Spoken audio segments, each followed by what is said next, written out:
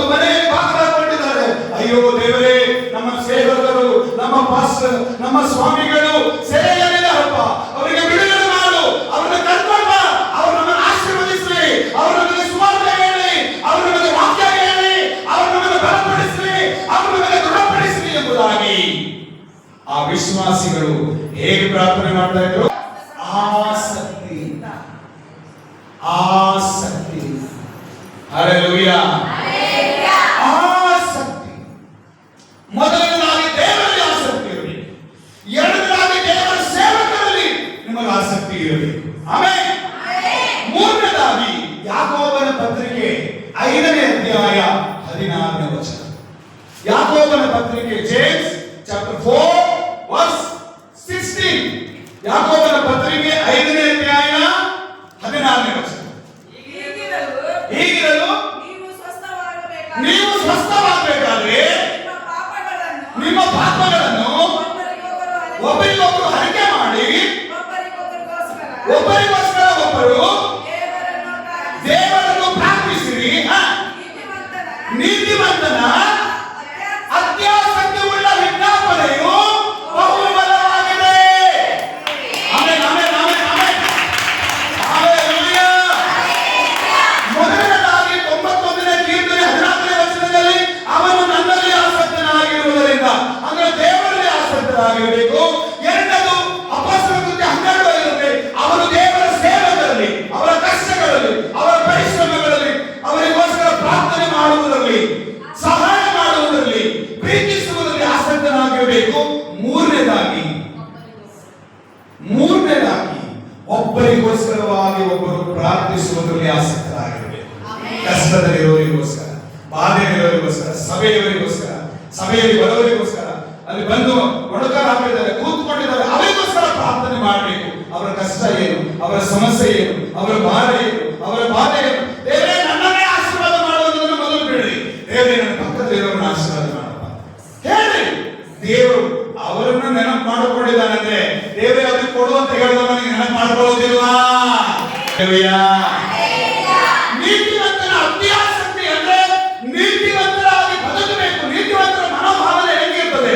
ಮತ್ತೊಬ್ಬರಿಗೋಸ್ಕರ ಪ್ರಾರ್ಥನೆ ಮಾಡಬೇಕು, ದೇವರಲ್ಲಿ ನೆಲೆಯಾಗಿ ನಿಲ್ಲಬೇಕು, ಸೇವಕರ ಕಷ್ಟ ಸುಖಗಳಲ್ಲಿ ನಾನು ಭಾಗಿಯಾಗಬೇಕು, ಸಭೆಯವರ ನೋವಿನಲ್ಲಿ ನಾನು ಭಾಗಿಯಾಗಬೇಕು, ಒಪ್ಕೋಬೇಕು, ಪ್ರಾರ್ಥಿಸಬೇಕು ಅನ್ನೋ ಮನೋಭಾವನೆ ಬರ್ತದೆ. ಅವಾಗ ದೇವರೇ ಮಾಡ್ತಾನೆ, ನೀತಿವಂತನ ವಿಜ್ಞಾಪನೆಯನ್ನ ಅತ್ಯಂತ ಆಸಕ್ತಿ ಉಳ್ಳದಾಗಿ ನಡೆಸಿ ಅದಕ್ಕೆ ಫಲವನ್ನ ಕೊಡಬೇಕು, ಪ್ರತಿಫಲವನ್ನು ಕೊಡು. ಆಮೇಲೆ 3 ವಿಷಯಗಳು ಆಸಕ್ತಿಯ ವಿಷಯದಲ್ಲಿ. 14ನೇ ವಚನಕ್ಕೆ ಬರೋಣ. ಅವನು ಯಾರು? ಪರಾತ್ಮನಲ್ಲಿ ಮೊರೆ ಹೋಗಿರುವವನು, ಅವನು ಪರಾತ್ಮನನ್ನು ಹಾಕಿಕೊಂಡವನು, ಅವನು ದೇವರಲ್ಲಿ ಭರವಸೆ ಇದ್ದವನು, ಅವನು ದೇವರಲ್ಲಿ ಹಾಕಿಕೊಂಡವನು, ಅವನು ದೇವರ ರೆಕ್ಕೆಗಳ ಕೆಳಗೆ ವಾಸ ಮಾಡುವವನು, ಅವನು ದೇವರಲ್ಲಿ ಗುರಾಣಿಯಾಗಿ ಹೊಂದಿಕೊಂಡವನು, ಅವನು ದೇವರಲ್ಲಿ ಭಯ ಭಕ್ತಿ ಉಳ್ಳವನು. Amen, hallelujah. ಅವನು ನನ್ನಲ್ಲಿ ಆಸಕ್ತನಾಗಿರುವುದರಿಂದ ಅವನನ್ನು ರಕ್ಷಿಸುವನು. ನಿನಗೆ ರಕ್ಷಣೆ ಬೇಕು, ನೀನು ಭದ್ರವಾಗಿರ್ಬೇಕಾ, ನೀನು ಕೇಡಿನಿಂದ ತಪ್ಪಿಸ್ಕೋಬೇಕಾ, ನೀನು ಅಪಾಯದಿಂದ ತಪ್ಪಿಸ್ಕೋಬೇಕಾ, ನೀನು ಬಾಧೆಯಿಂದ ತಪ್ಪಿಸ್ಕೋಬೇಕಾ, ನೀನು ಅಂಧಕಾರದಿಂದ ತಪ್ಪಿಸ್ಕೋಬೇಕಾ, ನೀನು ದುಷ್ಟ ದುರಾತ್ಮಗಳಿಂದ ತಪ್ಪಿಸ್ಕೋಬೇಕಾ? ಹಾಗಾದ್ರೆ ದೇವರಲ್ಲಿ ಆಸಕ್ತನಾಗಿ. ಆಮೆನ್. ಅಲ್ಲೇ ನನ್ನ ನಾಮವನ್ನು ಅರಿತವನಾಗಿರುವುದರಿಂದ ಅವನನ್ನು ಉದ್ಧರಿಸುವುದು. ಯಾರ ನಾಮ? ಎಲ್ಲ ನಾಮಕ್ಕಿಂತಲೂ ಮೇಲಾದ ನಾಮ ಯೇಸುನಾಮ, ಯೇಸುನಾಮ, ಯೇಸುನಾಮ, ಯೇಸುನಾಮ, ಯೇಸುನಾಮ, ಯೇಸುನಾಮ, ಯೇಸುನಾಮ, ಯೇಸುನಾಮ. ಹಲ್ಲೆಲೂಯಾ. ಎಲ್ಲಾ ನಾಮಕ್ಕಿಂತ ಮೇಲಾದ ನಾಮ ಯೇಸುವಿನ ನಾಮ. ನನ್ನ ನಾಮವನ್ನು ಅರಿತವನಾಗಿರುವುದರಿಂದ ಅವನನ್ನು ಉದ್ಧರಿಸುವೆನು. ನೀವು ಅಪಾಯದಲ್ಲಿ ಬಿದ್ದಿರುವಾಗ, ಕೇಳಿನಲ್ಲಿ ಬಿದ್ದಿರುವಾಗ, ಎಸಪ್ಪ ನನ್ನನ್ನು ರಕ್ಷಿಸಪ್ಪ ಅಂತ ಒಂದು ಕೂಗಿ ಹೇಳಿ, ಒಂದು ಕೂಗಿ ಹೇಳಿ. ಹಾಸಿಗೆ ಮೇಲೆ ಮಲಗಿದ್ದೀರ, ಮಾತಾಡಕ್ ಬರ್ತಾ ಇಲ್ಲ, ಕಣ್ಣೀರು ಹೋಗ್ತಾ ಇರ್ತದೆ, ಈ ಹೃದಯದಲ್ಲಿ ಹೇಳಿ, ಯೇಸುವೆ ನನ್ನ ಸಹಾಯಕ್ಕೆ ಬಾ, ಯೇಸುವೆ ನನ್ನ ಕಣ್ಣೀರು ಒರೆಸಲಿಕ್ಕೆ ಬಾ. ಆ ಕ್ಷಣವೇ ದೇವರು ನಮ್ಮ ಪಕ್ಷದಲ್ಲಿ ನಿಂತಿದ್ದಾರೆ. Hallelujah, hallelujah.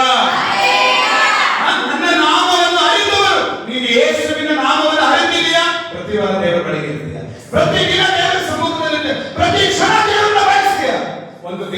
ಪ್ರಾರ್ಥನೆ ಅಲಕ್ಷ್ಯ ಮಾಡಲ್ಲ. ಭಾನುವಾರ ಆರಾಧನೆ, ಸಬ್ಬತ್ ದಿನದ ಆರಾಧನೆ ಬಿಟ್ಬಿಟ್ಟು ಅನೇಕ ನೋಡ್ತಾ ಇದ್ದಾರೆ. ಹಲ್ಲೆಲೂಯಾ. ಅನೇಕರು ಭಾನುವಾರ ದಿನ ಬಿಟ್ಬಿಟ್ಟು ಏನ್ ಮಾಡ್ತಾರೆ? ತಮ್ಮ ಕೆಲಸದಲ್ಲಿ ತೊಡಗಿಕೊಳ್ತಾರೆ. ಸಬ್ಬತ್ ದಿನವನ್ನು ಕಂಪ್ಲೀಟ್ ಅಲಕ್ಷ್ಯ ಮಾಡ್ತಾರೆ. ವಾಕ್ಯ ನೆನಪಿರಲಿ, ಲೋಕ ಸುವಾರ್ತೆ 10ನೇ ಅಧ್ಯಾಯ 16ನೇ ವಚನ. ನನ್ನನ್ನು ಅಲಕ್ಷ್ಯ ಮಾಡುವನು ನಿಮ್ಮನ್ನು ಅಲಕ್ಷ್ಯ ಮಾಡ್ತಾನೆ, ನಿಮ್ಮನ್ನು ಅಲಕ್ಷ್ಯ ಮಾಡೋದು ನನ್ನನ್ನು ಕಳಿಸಿಕೊಂಡು ಅಲಕ್ಷ್ಯ ಮಾಡ್ತಾನೆ. Hallelujah, hallelujah. ವಾಕ್ಯದಲ್ಲಿ ನೆಲೆಗೊಂಡವನು ಅವನು ಯಾವಾಗಲೂ ದೇವರನ್ನು ಬಯಸ್ತಾನೆ. ಆಮೆನ್.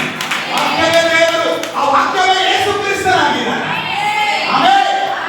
ಹಾಗಾಗಿ ನನ್ನ ನಾಮ ಯೇಸುವಿನ ನಾಮ. ಯಾರ ನಾಮ? ಪಕ್ಕದಲ್ಲಿ ಹೇಳಿ, ಮಾತಾಡಿಸಿ. ಪಕ್ಕದಲ್ಲಿ ಯಾರ ನಾಮ? ಯೇಸುವಿನ ನಾಮವನ್ನು ಅರಿತವನಿಗೆ ಉದ್ಧಾರ ಇದೆ.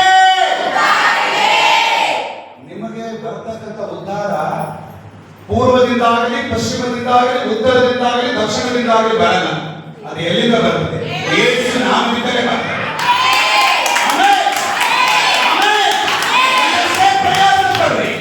ಯೇಸುವಿನ ನಾಮ ಇಲ್ಲ ಅಂತ ಹೇಳಿ ಉದ್ಧಾರ ಇಲ್ಲ. ಅಲ್ಲಿ ವಾಕ್ಯ ಏನ್ ಹೇಳ್ತಾ ಇದೆ? ನನ್ನ ನಾಮವನ್ನು ಅರಿತವನಾಗಿರುವುದರಿಂದ ಅವನನ್ನು ಉದ್ಧರಿಸುವೆನು, ಮೇಲೆತ್ತುವೆನು, ಬಿಡಿಸುವೆನು, ನಡೆಸುವೆನು, ಬಲಪಡಿಸುವೆನು, ಆದರಿಸುವೆನು, ಪೋಷಿಸುವೆನು, ಪ್ರೀತಿಸುವೆನು. ಹಲ್ಲೆಲೂಯಾ.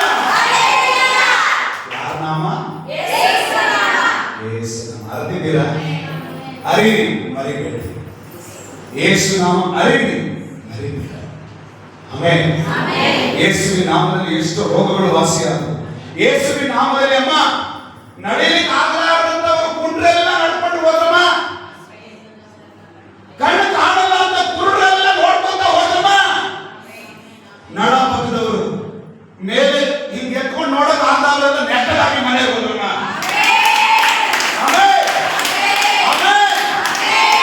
ಇದು ಪ್ರಾರ್ಥನೆಗೆ ಬರ್ತಕ್ಕಂಥ, ನೀತಿವಂತರಿಗೆ ಬರ್ತಕ್ಕಂಥ, ದೇವರ ನಾಮ ಅರಿತವರಿಗೆ ಬರ್ತಕ್ಕಂಥ ಪ್ರತಿಫಲ. ನನ್ನ ಕೆಲಸ ಆಗೋವರೆಗೂ ಯೇಸು, ನನ್ನ ಕೆಲಸ ಆದ್ಮೇಲೆ ಎಲ್ಲಿದ್ದಾರೆ ಯೇಸು, ಎಲ್ಲಿದ್ದಾರೆ ಪಾಸ್, ನನಗೆ ಯಾರು. ಹಲ್ಲೆಲೂಯಾ.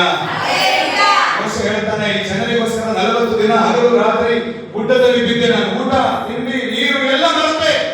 ದೇವರು ಹೇಳ್ತಾನೆ, ಈ ಜನರನ್ನು ನಾಶ ಮಾಡಿಬಿಡ್ತೇನೆ, ನಿನ್ನ ಸಂತಾನ ಅಭಿವೃದ್ಧಿ ಮಾಡ್ತೇನೆ ಅಂತಾನೆ. ಮೋಶೆ ಹೇಳ್ತಾನೆ, ಸ್ವಾಮಿ ದಯವಿಟ್ಟು ಹಾಗೆ ಮಾಡಬೇಡ, ಈ ಜನರನ್ನು ಉಳಿಸು, ಈ ಜನರನ್ನು ಉಳಿಸು, ಈ ಜನರನ್ನು ರಕ್ಷಿಸು.